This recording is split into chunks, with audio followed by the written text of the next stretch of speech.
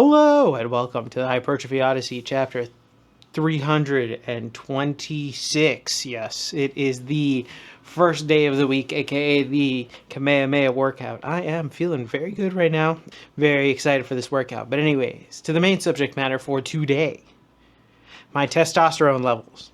So the main reason why I wanted to discuss this was for a multitude of reasons. One, the fact that I actually even know my testosterone levels in the first place. In the previous episode seen right here, I talk about white coat syndrome. Yeah, where you start feeling things while you're at the doctor's. And did I ask my doctor for a full blood work test? No. But my doctor was like, hey, you're getting up in age and you're thinking about having kids and all that other stuff. Let's give you everything so that way we could see if everything's good to go. So I got a full blood test. So that has how that happened to happen. Now I have my results and I'll talk about it, but we'll talk about it later because, of course, this is YouTube. Got to drag things out, of course.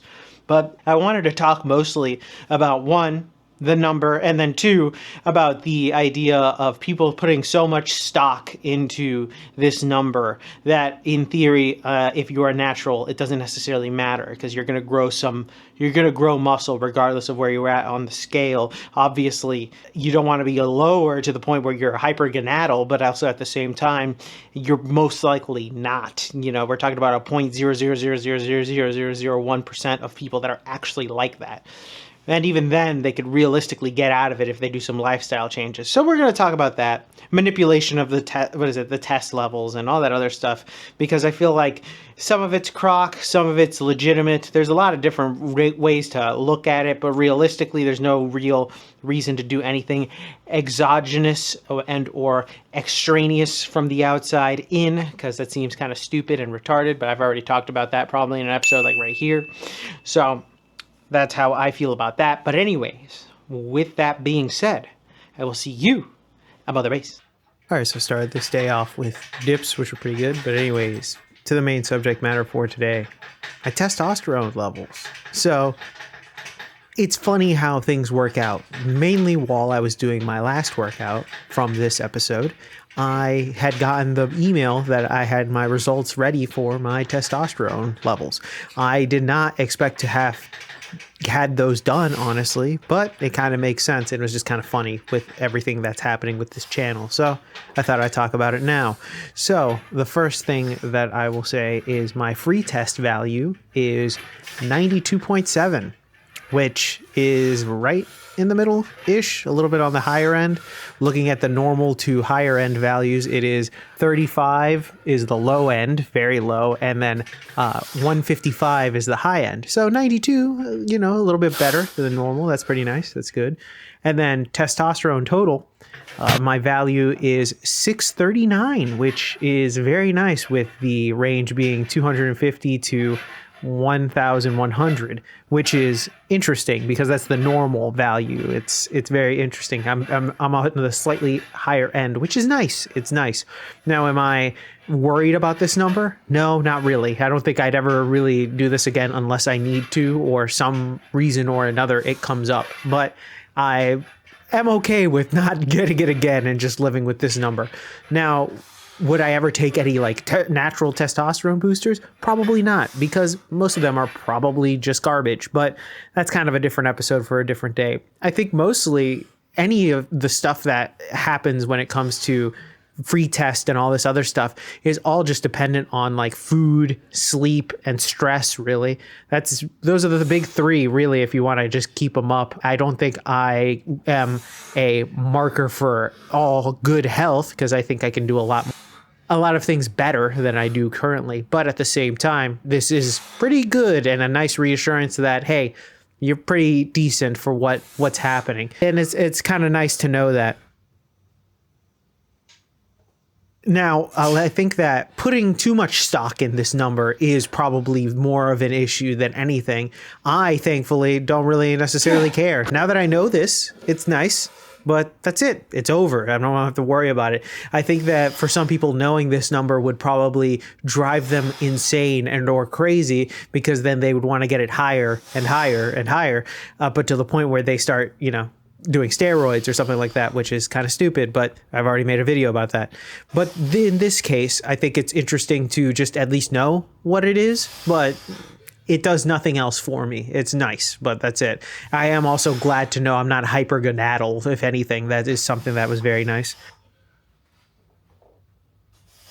If I had to increase this number for any other reason, just because I'd want to get less free estrogen in my body, it would probably be just remove as much plastics as humanly possible. I think that's probably like the big thing that a lot of people don't do a lot nowadays. You got to move away from plastics. They really do fuck up the endocrine system a lot more than you would imagine. Also eating too much certain soy products, not necessarily all soy products, but I'm actually kind of allergic to soy products, but that's a whole other episode for a whole other day. So that's why I kind of avoid them. Am I ever worried that it'll go lower than this? Probably not. I don't think that I'd ever get to the point where I would need to get something like TRT or anything like that. I know that probably for some people, this would be a number that is quote unquote low enough that it would be, but I don't think it's that low in comparison. On the scale, it's on the quote unquote lower end of the two, but still, it's not too bad.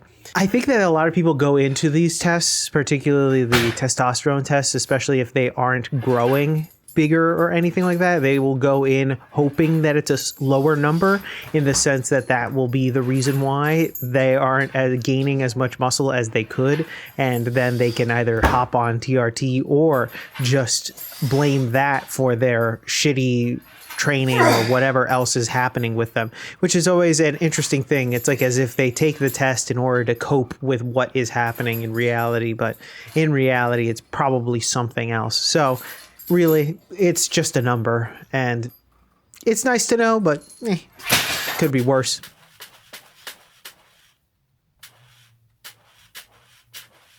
And we're back. Welcome to the workout debriefing. Exercise is not filmed, none. Exercise is skipped, also none. Got everything in, thankfully. But anyways, back to the main subject matter for today. My test levels. So the main reason why I wanted to talk about this is because it's funny that I happen to get this whilst working out, and then all of a sudden, hey, look at that. I found out how much test I have. And honestly, it wasn't necessarily shocking, but it's nice to see. And also as well, it doesn't necessarily even matter. I think a lot of people put a lot of stock in it, particularly if you are not really well versed in what your body is doing, really, and also will do things to make it a little worse, but also just lifting will just get it up in general. I feel like a lot of people do not realize that for some reason or another. It's just like the correlation isn't there for some reason. I find people who try to sell snake oil, aka like testosterone boosters or anything to increase testosterone in that type of sense, is quite frankly stupid. And anybody who takes it, not necessarily brightest bulb. I mean, there are certain people that might try it out and might actually have a placebo effect, in which case it works, but even then it's kind of stupid. But regardless, I find it an interesting number, but it is superfluous nonetheless. So unless you are really consistent and doing everything correctly, or at least 80% right, then you're not gonna, if you're not without those things, you're not gonna get very far in this game. So it's kind of nice to see that it's a good, nice number. It's not necessarily it's literally middle of the pack, which is kind of nice. It's kind of like, oh, hey, look at that. It's not something I'll ever probably get again unless it's done by the doctor and suggested by them, and that's the only way. I don't think I'm going to go out of my way to do it at this point ever again, because there's no real point. And also, honestly, doctor's appointments cost a lot more than they used to. Let's just say that. Fun having, see this video right here about that. But anyways, I think if you care too much about something like this, you're getting lost in the sauce. You're getting too close to the details and not worrying about the bigger picture of it all. It is a good thing to know, maybe, if you want to just make sure your blood works fine, just generally speaking, you want to make sure that you're all right every once in a while, but still, it's not necessary, and it's not even remotely the place where you need to even start from. You can worry about this 5-6 years in. Technically, I'm 4 years into this journey, so it is what it is now at this point, so it's like it just happened to happen. But I would say it's something to know, but it's like maybe like a 1% nice, and that's about it. So take that as you will. But with that being said, Tell me what you think in the comment section down below. I'd love to know your thoughts and opinions about this video in particular, especially because in conjunction with the last one, and also if just whatever reason you know your test level, but I highly doubt it. Please let me know in the comment section down below. I'd love to know your thoughts and opinions about this one. Please like, comment, and subscribe. Please share this video with anybody who may or may not like it. I will be back on tomorrow with a new video. Thank you very much for watching. I really do appreciate it. Please stay safe out there. Take care. Keep it heavy. And stay cool. And I'll see you in the next one. Peace!